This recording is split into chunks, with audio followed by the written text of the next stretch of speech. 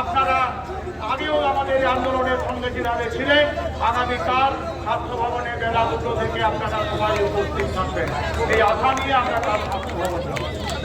আমরা জ্যোতিরূপ গোস্বামীকে এখানে আসতে অনুরোধ করব এবং মনীষা আদব, আপনারা মঞ্চে আসুন। শিল্পী যারা ছবি এঁকেছে তারা তুলে দেবে ছবি।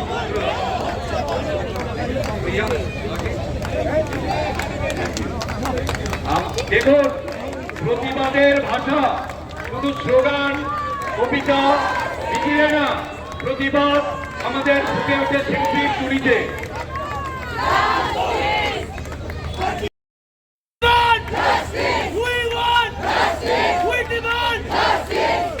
বিচারের শেষ দিন পর্যন্ত আমরা এভাবেই থাকবো আমার পাশে।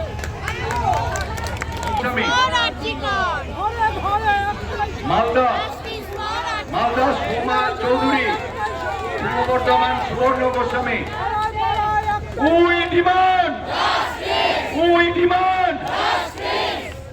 মালদা সোমা চৌধুরী,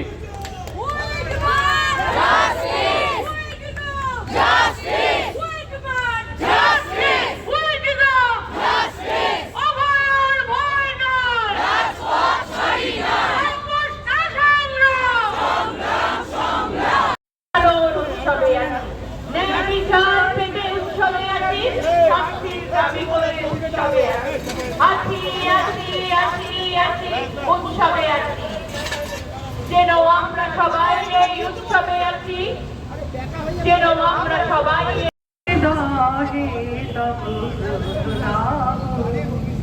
দূর করো মহারুদ্র যাহা মুগ্ধ যাহা ক্ষুব্ধ, দূর করো মহারুদ্র যাহা ক্ষুব্ধ যাহা ক্ষুব্ধ, মৃত্যুরে করিবে তুচ্ছ প্রাণের উৎসাহ। হে ভৈরব শক্তি দাও, ভক্ত মান চাও।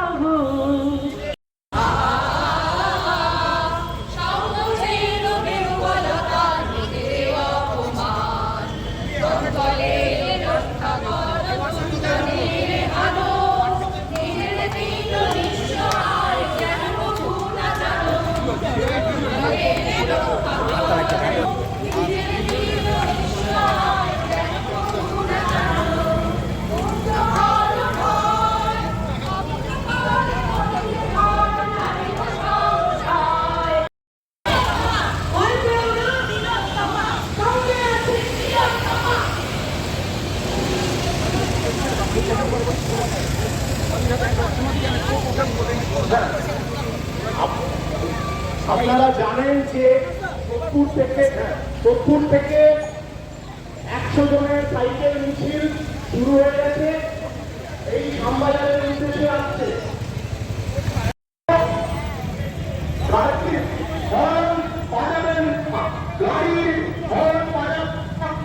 এটা আজকে বিচারহীন 100 দিনের কর্মসূচিকে সমর্থন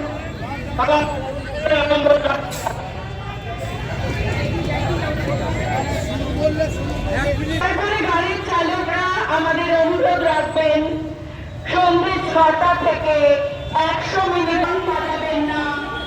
আমরা 100 সেকেন্ড আনন্দে অভয়া তিলোত্তমা বাঁচতে চেয়েছিল। অভয়ার চোখে জল ছিল না, চোখে ছিল রক্ত। তার গোটা শরীরটা ক্ষতবিক্ষত হয়ে গিয়েছিল। এবং আপনারা সবাই জানেন, আজকে 100 দিন, যেদিন এই ঘটনা ঘটে তখন কেউ বা কারা বলেছিল অভয়ার মা বাবাকে যে আপনার মেয়ের শরীর খারাপ? কেউ বা কারা বলেছিল যে আপনারা দ্রুত আসুন, শরীর খারাপ, ইমার্জেন্সিতে নিয়ে যাওয়া হয়েছে? তারা যখন রাস্তায়, তখন কেউ বা কারা বলেছিল আপনার মেয়ে আত্মহত্যা করেছে? এবং তারপরে ওই জায়গাটায় যেখানে সে প্রতিদিন আসতো, প্রতিদিন কাজ করত, সেই জায়গাটাতে মাছের বাজারের মতো অসংখ্য মানুষ জমায়েত হয়ে গিয়েছিল। আমাদের পুলিশ কমিশনার বলেছিলেন ওখানে আছেন একজন লাল জামা পরে শাইনিং টাক, তিনি নাকি ফিঙ্গারপ্রিন্ট বিশেষজ্ঞ। এবং আমরা দেখেছি আমরা দেখেছি তারপরে ওই পাশের ঘরে এত দ্রুততার সঙ্গে ওই পাশের বাথরুম ঘর এগুলো নাকি সব রেনোভেট করবার জন্য প্রচেষ্টা তারা নিয়েছিল ওখানকারই কিছু আধিকারিক। আমরা একটা কথা সেই মানুষের পশ্চিমবঙ্গের বুকে স্বাধীনতার রাত দখল থেকে শুরু করে 43 কিলোমিটার ওই মশাল মিছিল, প্রতিদিন রাস্তায় মানুষের মানে একদম ক্ষোভ আছড়ে পড়া, এবং আমাদের জুনিয়র ডাক্তার বা সিনিয়র ডাক্তার শুধু নয়, মানুষের ডাক্তার মানুষকে প্রতিদিন ইতিহাস রচনা করছে। তার একটাই উদ্দেশ্য, তাদের একটাই উদ্দেশ্য, একটাই, সেটা হচ্ছে এই অভয়ার ন্যায় বিচার। যারা প্রত্যক্ষ এবং পরোক্ষভাবে এই জঘন্য হত্যাকাণ্ডের সঙ্গে জড়িত তাদের ন্যায় বিচার। সত্যি কথা বলতে গেলে এখন আমরা বাধ্য হচ্ছি, এই প্রশাসন তারা চেষ্টা করে গেছে তথ্য প্রমাণ আড়াল করে, যারা ধামাচাপা দিতে চেয়েছিল তাদেরকে আড়াল করবার, তারা ধর্ষকদের পক্ষে দাঁড়াচ্ছে।